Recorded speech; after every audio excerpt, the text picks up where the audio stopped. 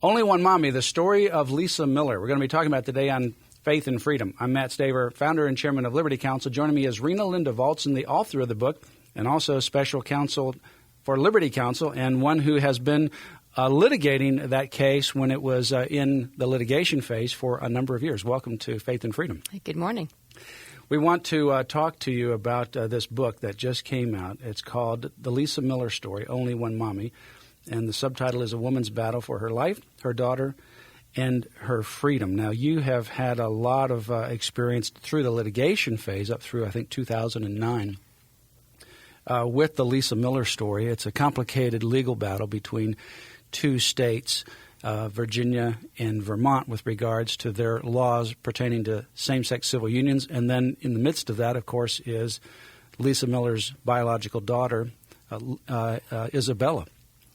But beyond that legal issue that we've talked about in the past a number of times on Faith and Freedom, what ultimately brought you to write this book? Because it really doesn't focus on the legal issue. It focuses on the underlying issue that she was dealing with, that is the struggle in and out of homosexuality. Sure. And the book does, for those who've been wondering how the court ruled the way it did, it briefly explains that in the book as well. But for the most part, after speaking with Lisa for several years, she wanted to have her story told. She wanted other people who were struggling with same-sex attractions to understand that you have a choice, to understand that you may be in this relationship now, but you can leave this relationship, acknowledging that it's not easy.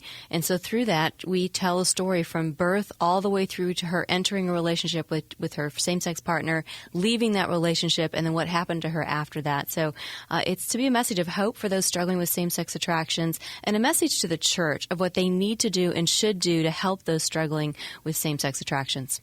Now, Lisa didn't grow up thinking that she was attracted to women.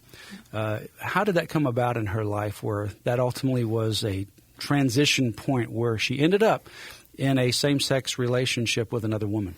Sure. And Lisa's story is a situation of early on, her mom was dealing with some psychiatric issues. Her parents split up. And through that, Lisa explains that by the time she graduated from high school, she was involved in 6 different addictions, from eating disorders to diet pills to alcohol to drugs, pornography. She just was a range of activities trying to figure out how to cope with life, really. And then when she got out of high school, she actually met a man, was married during college. That was a failed relationship after a few years. Again, just not focusing on Christ, but focusing on our selfish needs and additional addictions. And she was eventually hospitalized after she attempted suicide during that relationship, and a counselor in the hospital suggested to her that perhaps she should try a relationship with a woman because relationship with men hadn't been working for her. And she had a coworker at that time that was also involved in same-sex relationships, so it was something that intrigued her, and she followed up on that, and because of that, counselor found herself in same-sex relationship and ultimately with Janet Jenkins. So up until the time that she went to this counselor for some of the other issues that she was dealing with at the time of her relationship that failed with her husband, she had not been dating other women. She had not experienced attractions to other women. She was not thinking that she was a lesbian. But the counselor actually essentially said this issue, this relationship with guys, at least this man that you were with, husband, didn't work out so well, so why don't you experiment in other ways with other women? And that's the first time that she began to think about a relationship with another woman. Absolutely. And at the same time, Satan had used someone else in her life, a coworker, to plant the seed of just intrigue and something new. And she had a friend that was talking about her same-sex relationship. Again, Lisa wasn't considering it, wasn't exploring it, but that, coupled with the tragedy in her life, coupled with a counselor saying this might be good for you, led her to give this a try. And then, so how did she ultimately come to meet Janet Jenkins? She actually met Janet Jenkins while Lisa was at an AA meeting. She had gone to AA meetings previously. Her mom had just passed away tragically. So she had another tragic episode in her life. Absolutely. So she returned to AA meetings just to help cope with what was going on in her life, and she met Janet Jenkins there, and Janet pursued her through those meetings. So Janet was also one of the people in AA struggling with alcohol addiction. Yes. And so those two met each other. Janet was, at the time, already involved in the lesbian lifestyle. This was not something new to her. Is that correct? Yes, and at that time, Lisa had already been in one other short relationship. So Janet wasn't her first. Janet, I think, was her second relationship. The first one was very short-lived, but Janet was the one that lasted for several years. But Janet was actively involved in the homosexual lifestyle. And then, of course, after they got together, they ended up having Lisa ended up having a child through artificial insemination, Isabella. And then the two, in 2000, after Vermont passed the nation's first same-sex civil union law, they traveled from Virginia to Vermont to get that same-sex civil union law and then came back to Virginia. Yeah, and so many of these states that are changing the understanding of what family and marriage is, there's no residency requirement. You can go to Vermont, as they did for a weekend, enter into a same-sex civil union, come back to your home state, and then, as we'll see in the years that came after that, wreak havoc in Virginia of how are they going to deal with a relationship that their laws say don't exist and they don't recognize. And then, of course, in Virginia, Lisa later gave birth to Isabella. They went back to Vermont for a period of time. And then how was it that the relationship ultimately broke up after they went back to Vermont? Yeah, the relationship broke up because Lisa finally listened to God, frankly. When Lisa was pregnant with Isabella, she was on bed rest because it was a very difficult pregnancy, and the doctors didn't even think Isabella would be born. And during that time, Lisa explains in this book, through her story, that she actually started praying to God. God reminded her of all the Bible verses she'd learned when she went to church as a child. And she made a deal with God, essentially. If you deliver this child healthy, I will leave this relationship. Now, Lisa didn't do that right away when Isabella was born, but within a year after that, she did leave that relationship, actually through an acquaintance, just point blank one day at lunch said, when are you going to stop doing what you're doing? And right after that, Lisa left.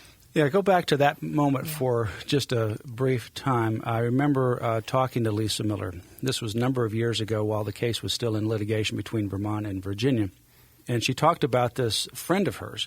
And I think they were having lunch or they were having some kind of meeting.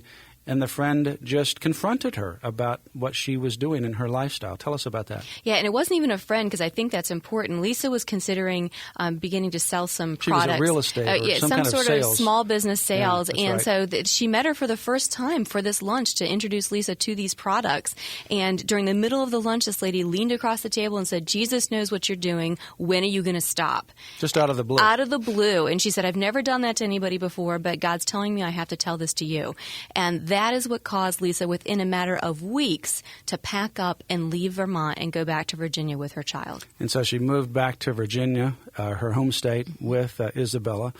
And then it was after that, of course, that the major blow-up between the two states and the extensive litigation happened up until 2009. Yeah, and shortly after she moved back, she started going to church, accepted Christ as her Savior, and that caused her to want to stand ground and stand firm for a lifestyle for her daughter that was healthy and godly.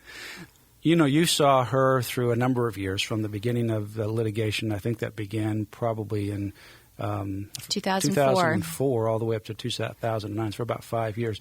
Did you see a significant change in her life during that time?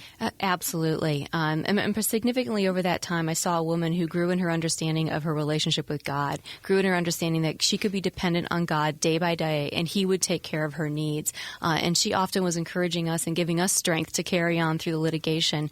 But she put her whole life in God's hand and trusted Him to take care of her and her daughter. We're going to talk a little bit more about some of the things that you observed in Lisa Miller coming through this struggle that maybe many other people have experienced. Maybe you have friends or family, people that you know who are struggling with this issue of same-sex attraction. The book is The Lisa Miller Story, Only One Mommy. It's written by Rena Lindevaldsen, and it's one of our books that we published from the New Revolution Publishers, which is an imprint of Liberty Counsel Action. So this book, New Revolution Publishers, is one of our resources. It's a great resource. For more information, you can contact Liberty Counsel at 1-800-671-1776, or you can go to the website at lc.org and you can order it. It would be a great book for you to read, not only to read yourself, but also to have discussion in your Sunday school. order a number of these books because this is an issue, I think, that, as Rena said, the church needs to deal with. And had the church dealt with it in Lisa's case earlier, maybe she wouldn't have gone through some of the tragedies and struggles that she ultimately ended up going through. The name of the book is The Lisa Miller Story, Only One Mommy. It's the story of Lisa Miller. Call us today at 1-800-671-1776 or go to our website at lc.org and order the book today.